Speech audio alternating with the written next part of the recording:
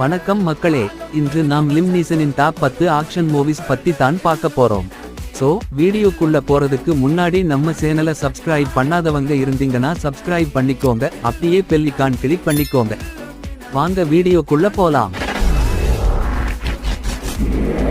Lim நீசன் நிறைய action படம் நடிச்சிருக்காரு. அதுல நம்ம டாப் 10 ஆக்ஷன் மூவிஸ் சொல்ல போறேன்.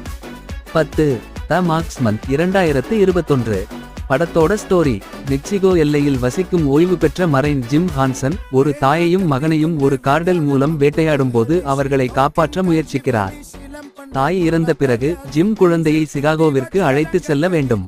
9 ஆனஸ்ட் தீஃப் 2020. படத்தோட ஸ்டோரி: தாம் தோழன் கடந்த ஆண்டுகளில் ஒரு பெரிய தொகையை திருடியதை ஒப்புக்கொள்ள தொடர்பு கொள்கிறார். இதனால் அவர் தனது வாழ்க்கையை சுத்தமான மனசாட்சியுடன் தொடங்க முடியும். ஆனால் அவர் 2 FBI ஏஜெண்டுகளால் இரட்டை குறுக்கு வழியை பெறுகிறார்.